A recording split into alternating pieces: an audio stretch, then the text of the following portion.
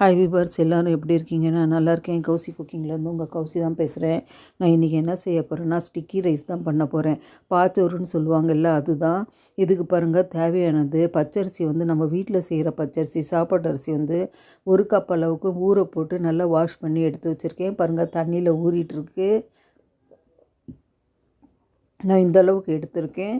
இதுக்கு முந்திரி கொஞ்சம், திராட்சை கொஞ்சம் எடுத்திருக்கேன். ட்ரை ஃப்ரூட்ஸு ஒரு 50 கிராம் அளவுக்கு பால் பவுடர் எடுத்திருக்கேன். பால் பவுடர் பதிலாக நீங்கள் திக்கான பாலும் சேர்த்திக்கலாம். வெல்லம் ஒரு 100 கிராம் அளவுக்கு எடுத்திருக்கேன். நான் ஒரு 50 கிராம் அளவுக்கு சுகர் சேர்த்திக்குவேன். கடைசியாக ஒரு 100 கிராம் அளவு அரிசிக்கு 150 கிராம் வெல்லமும் சுகரும் நான் சேர்த்தி போடுறேன்.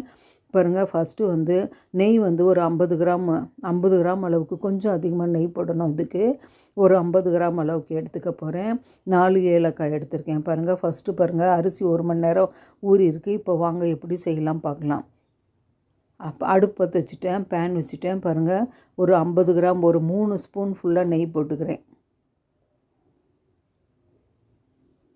இது 50 கிராம் அளவுக்கு இருக்கும்.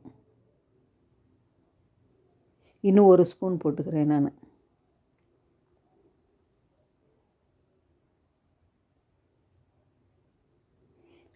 பாருங்கள், இன்னும் 1 ஸ்பூன் போட்டேன். டோட்டலாக இது 50 கிராம் இருக்கும். இது சூடாகட்டும். நம்ம ட்ரை ஃப்ரூட்ஸ் எடுத்தோம் இல்லையா, முந்திரியும் திராட்சையும், அது வறுத்து எடுத்து வச்சுக்கலாம். கொஞ்சம் மெல்ட் ஆகட்டும். பாருங்கள், நான் முந்திரியும் திராட்சையும் நல்லா பொரித்து எடுத்துக்க போகிறேன்.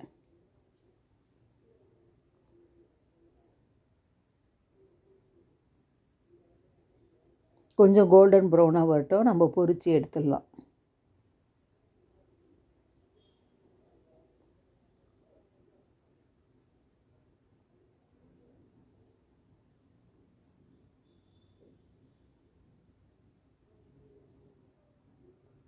கொஞ்சம் ஃப்ளேம் மீடியம்லேயே வச்சுக்கோங்க. அப்போ தான் அது கருகாமல் வறுக்க முடியும். அதனால் கொஞ்சம் அந்த முந்திரி எல்லாம், திராட்சை எல்லாம் கொஞ்சம் பெருசாக வறுபடும். அந்த ஸ்டேஜில் நம்ம எடுத்துக்கலாம். பாருங்கள், ஓரளவுக்கு பொரிஞ்சு வந்துடுச்சு.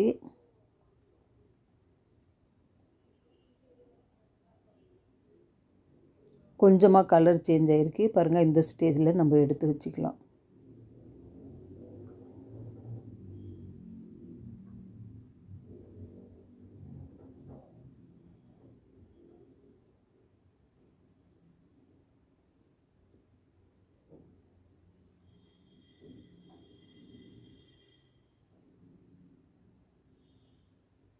பாருங்கள் விவர்ஸ், நான் எல்லாமே எடுத்துட்டேன். இப்போ இதே நெய்யில் நம்ம ஊற வச்சுருக்கோம் இல்லையா அரிசி, நம்ம அதை போட்டுடலாம். ஃப்ளேம் கொஞ்சம் கம்மி பண்ணிவிடுங்க. நெய்யில் டைரெக்டாக போடுறதால மேலே தெரிக்கும்.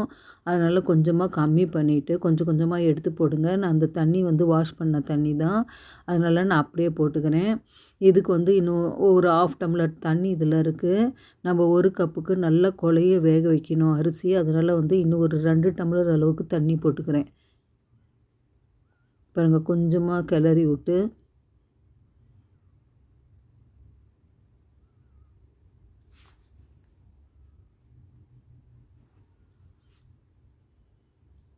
அரிசி நல்லா வேகணும் குழைய.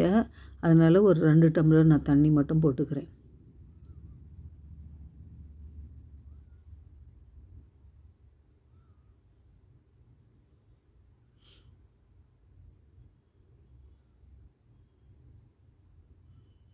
இன்னும் 1 டம்ளர் போட்டுக்கிறேன். பாருங்கள், இது கொஞ்சம் கொதிக்கட்டும். நம்ம ஏலக்காய் எடுத்து வச்சுருந்தோம் இல்லையா, அதை நான் பிரிச்சுட்டு போடுறேன். உங்கள்கிட்ட ஏலக்காய் பொடி இருந்தாலும் போட்டுக்கோங்க, அப்படி இல்லைன்னா இந்த மாதிரி போட்டுக்கோங்க. நல்ல வாசனையாக இருக்கும். இது நல்லா கொதிக்கட்டும்.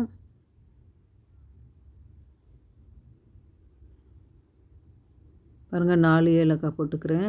இது நல்லா அரிசி குழைய வேகணும். அந்த நெய்யோடவும் அந்த தண்ணியோடவும் நல்லா குழைய கொஞ்சம் வேகட்டும். அப்புறம் நம்ம பால் பவுடர் போட்டுக்கலாம். பாருங்கள், இந்த அளவு கொஞ்சம் ஓரளவுக்கு நல்லா வெந்துடுச்சு அரிசி. இப்போ பால் பவுடர் கொஞ்சமாக தண்ணி போட்டு கரைச்சி வச்சுருக்கேன், கட்டி இல்லாமல். இப்போ நான் இதை போட்டு கிளற போகிறேன். கட்டி இல்லாமல் கலந்துக்கோங்க. பொங்கி வரும். அதனால் ஃப்ளேம் கொஞ்சம் மீடியம் பண்ணிவிட்டு அந்த பால் பவுடர்லேயே அரிசி வேகிற மாதிரி இன்னும் கொஞ்சம் நல்லா வேகட்டும் அரிசி. அப்போ தான் நல்லா ஸ்ட்ரிக்கியாக இருக்கும். உங்களுக்கு பால் பவுடர் இல்லைன்னா நீங்கள் வந்து திக்கான பால் கூட ஆட் பண்ணிக்கோங்க. அப்படி இல்லைன்னா தேங்காய் பால் கூட நீங்கள் ஆட் பண்ணிக்கோங்க, திக்கான தேங்காய் பால். பாருங்கள் நல்லா வேகட்டும்.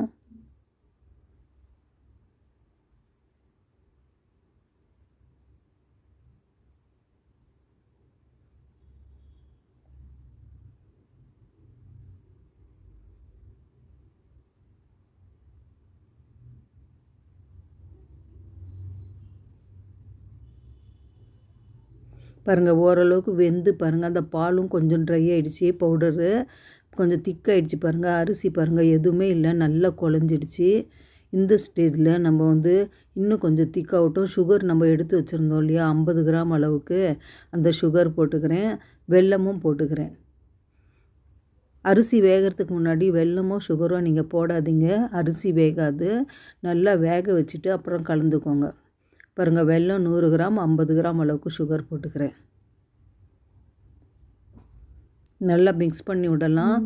இது நல்லா இந்த தண்ணியிலே கொதித்து நல்லா கெட்டியாக வரட்டும். பாருங்கள் நல்லா மிக்ஸ் பண்ணி விட்டுக்கிறேன்.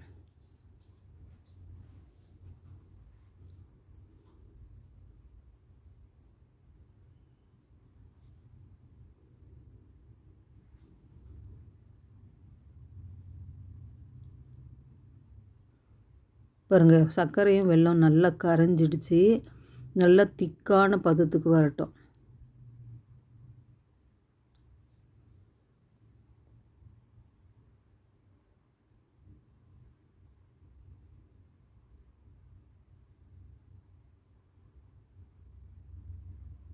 பாருங்கள் வியூவர்ஸ், ஒரு 10 நிமிஷம் கிளறினேன். பாருங்கள் எவ்வளோ திக்காயிடுச்சு. இன்னும் நல்லா திக்காகணும், அப்போ தான் நல்லா ஸ்டிக்கியாக இருக்கும் சாதம். ஃப்ளேமை வந்து நான் குறைச்சே வச்சுருக்கேன். அதிகமாக வச்சிங்கன்னா கீழே அடி பிடிச்சிக்கும், அதனால் குறைச்சி வச்சுட்டே செய்யுங்க. பாருங்கள் இப்போ பாருங்கள் நல்லா திக்காயிடுச்சு பாருங்கள்.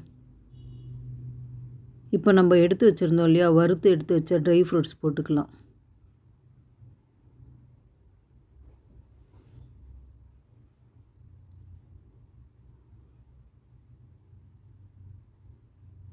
பாருங்கள் நல்லா கிளறி விட்டு அடுப்பு ஆஃப் பண்ணிக்கலாம்.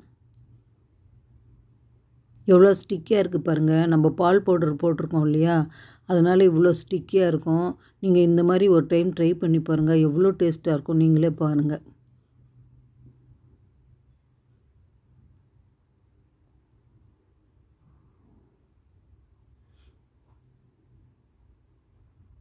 கொஞ்சமாக நான் கிளறி விட்டு அடுப்பு ஆஃப் பண்ணிக்க போகிறேன்.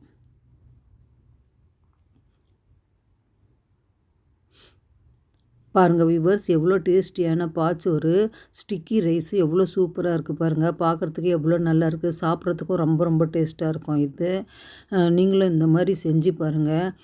எல்லாருக்குமே இந்த மாதிரி வந்து நீங்கள் செஞ்சு கொடுத்தீங்கன்னா ரொம்ப பிடிக்கும். என் சமையல் உங்களுக்கு பிடிச்சிருந்தா கௌசி குக்கிங் சேனலுக்கு லைக் பண்ணுங்கள், கமெண்ட் பண்ணுங்கள், ஷேர் பண்ணுங்கள், சப்ஸ்கிரைப் பண்ண மறந்துடாதீங்க. அடுத்த சமையலில் பார்க்கலாம்.